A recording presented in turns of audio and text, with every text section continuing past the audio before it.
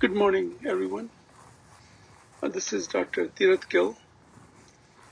I want to talk to you about some thoughts that were triggered by this book called Designing the Mind by Ryan Bush. We like to think that we are the authors of our own minds, but most of us are living inside code we never wrote, reactions inherited, fears installed in childhood, habits running quietly in the background. The author Ryan Bush calls this our native architecture, and he proposes that we can create an alternative psychitecture. And this concept, psychitecture, is the main theme of this book, that we inherit a certain architecture, but we can modify that psychitecture.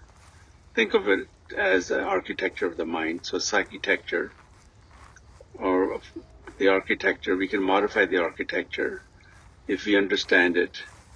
And toward that end, this book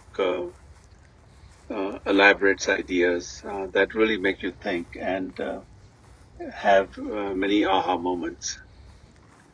So the deliberate design of this world, this inner world, is possible. As a psychiatrist, I've spent years across from people in pain, watching them wrestle with minds that seem to work against them. And slowly I realized the same is true for all of us. We are all quietly running programs we never chose to install. There are 3 rooms in this house of ourselves: the cognitive, the emotional, and the behavioral. And the door between them is always open. In the first room, we learn to see clearly. The mind, it bends reality like a warped lens. We magnify our failures, discount our wins, mistake the recent for the permanent, think that things cannot be changed.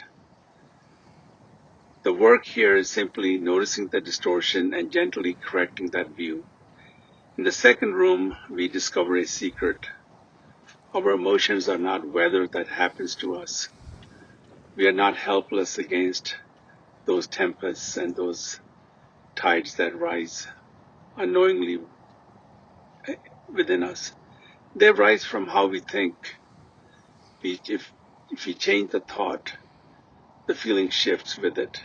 This is the quiet engine behind cognitive behavioral therapy. Not suppressing what we feel, but tracing it back to the perception that gave it its fuel, its life, and offering the mind a truer story and snuffing out that ignition. In the third room of ourselves, we act.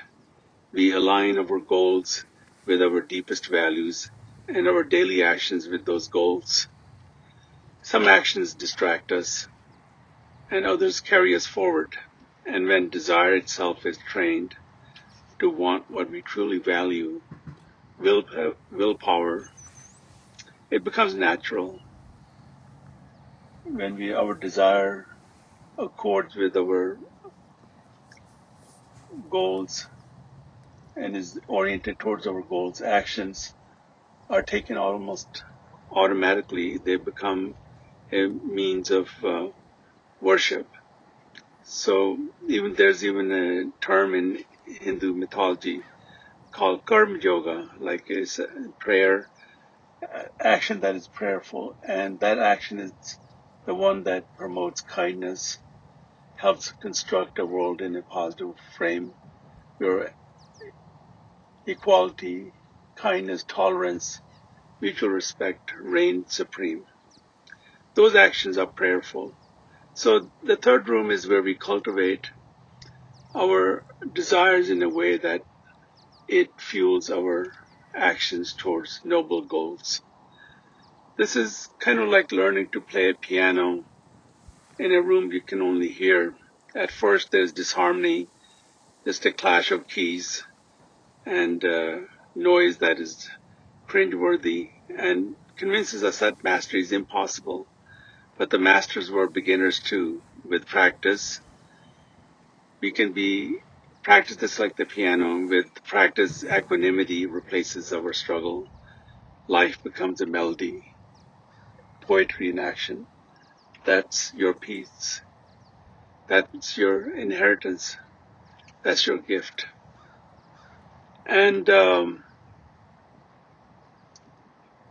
this is the achievement that our great teachers, our mystics, our saints, our gurus, our prophets, this is the equanimity that they achieved with their mind. And single purposeness through bhakti, devotion, sincerity melded with it, love melded with it.